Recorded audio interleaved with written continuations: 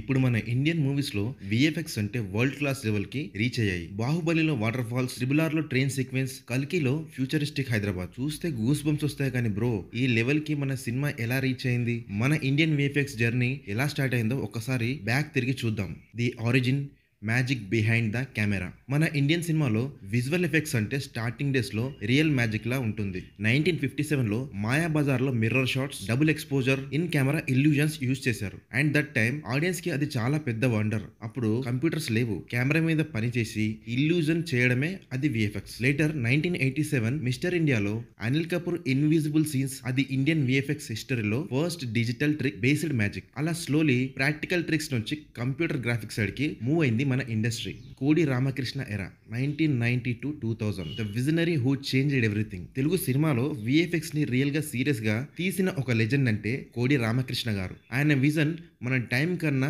Years ఏ head ఉండేది. 1995 లో అమ్మోరు release అయింది. అప్పుడే తెలుగు విఎఫ్ఎక్స్ రివల్యూషన్ స్టార్ట్ అయిందని చెప్పొచ్చు. ఆ టైంలో గ్రాఫిక్స్ అంటే సూపర్ లిమిటెడ్. స్టిల్ ఆయన గాడెస్ అమ్మోరు transformations, lighting effects, flying demons అన్ని చేసి ఆడియన్స్ ని షాక్ చేశారు. ఇప్పుడు మనకి టెక్నికల్ ఫెసిలిటీస్ లేకపోయినా కూడా ఇమాజినేషన్ తో క్రియేట్ చేసిన సీన్స్ ఆడియన్స్ మైండ్ లో పర్మనెంట్ గా ఉండిపోయాయి. తర్వాత 2004 లో అంజీ, ఇండియాలో one of the first full length CGI character based movie. చిరంజీవితో కంబైన్ చేసి కంప్యూటర్ గ్రాఫిక్స్ తో ఒక కంప్లీట్ వరల్డ్ ని బిల్డ్ చేశారు. ఆ టైంలో అది చాలా కాస్ట్ పెట్టిన project, but it showed what Indian VFX can actually do. Then came to Arundhati. Graphics, camera work, story telling అన్ని మిక్స్ చేసి విజువల్ ట్రీట్ క్రియేట్ చేశారు. అరుంధతిలో ghost palace scenes, 3D rendered temples, fight sequences అన్ని Indian audience ని stun చేశాయి. Honestly bro, if Kodi Ramakrishna garu లేకపోయి ఉంటే 2 days Baahubali or కల్కి విజువల్ కల్చర్ రాలేకపోతుండే. ఆయన laid the foundation. He made VFX a part of story telling. 2000s లో digital transformation and big budget experiments. 2000 కి ఎంటర్ అయ్యాక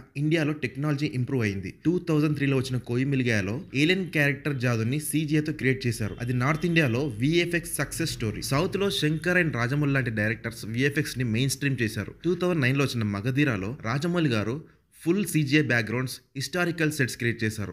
ఆడియన్స్ థియేటర్లో షాక్ అయ్యారు. 2012 లో then Eega entire movie based on house fly created using computer graphics. ఆ point నుంచి Indian VFX ని world notice చేసింది. 2010 లో వచ్చిన శంకర్స్ రోబోలో large scale robotics, 3D effects use చేసి సౌత్ ఇండియన్ సినిమాని ఇంటర్నేషనల్ లెవెల్లో షోకేస్ చేశారు. Modern Indian VFX from India to the world. ఈ ఫేస్ లో Indian VFX industry international stage మీద షైన్ అవ్వడం స్టార్ట్ అయింది. బాహుబలి సిరీస్ లో మకుటా విఎఫ్ఎక్స్, ట్రిబుల్-ఆర్ లో DNEG ఇండియా, కల్కి 2898 AD లో ఫ్యూచరిస్టిక్ వరల్డ్ డిజైన్ అన్ని ఇండియన్ స్టూడియోస్ లో చేస్తున్నారు. ఇప్పుడు హైదరాబాద్, చెన్నై, ముంబైలో ఉన్న studios like Makuta, Red Chillies VFX, DNEG India, MPC ఇవన్నీ హాలీవుడ్ ప్రాజెక్ట్స్ లో కూడా పార్ట్ అవుతున్నాయి. మార్వెల్, అవతార్ లాంటి ప్రాజెక్ట్స్ లో ఇండియన్ ఆర్టిస్టులు పనిచేస్తున్నారు. సో ఇంకా విఎఫ్ఎక్స్ అంటే ఇంపోర్టెడ్ టెక్నాలజీ కాదు bro, made in India technology. The future visual production and AI. Next step అంటే వర్చువల్ ప్రొడక్షన్. లైక్ కల్కిలో చూసిన futuristic city scenes, unreal engine, motion capture, AI based rendering ఇవన్నీ future of Indian cinemas. మన ఆర్టిస్టులు ఇప్పుడు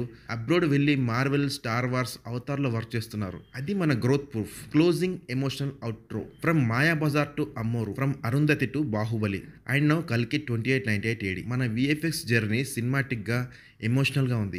ఈ జర్నీని స్టార్ట్ చేసిన లెజెండ్స్ కోడి రామకృష్ణ గారు, శంకర్ గారు, రాజమౌళి గారు వల్ల today India stands tall in the world of visual effects. మన టెక్నీషియన్ ని, మన స్టోరీస్ ని వరల్డ్ రికగ్నైజ్ చేస్తున్న ఈ టైంలో మనం వన్ థింగ్ చెప్పాలి, ఇండియన్ విఎఫ్ఎక్స్ ఫ్యూచర్ బ్రైట్ ఉంది అండ్ ఇట్ జస్ట్ స్టార్టెడ్. ఇది ఇండియన్ విఎఫ్ఎక్స్ హిస్టరీ. మీకు ఇంకా ఏమైనా తెలిసి ఉంటే, నేను ఎక్కడైనా ఏదైనా మిస్ చేసి ఉంటే ఖచ్చితంగా కమెంట్స్ లో షేర్ చేయండి. And please don't forget to like, share and subscribe to PR Studios. Thank you for watching this video.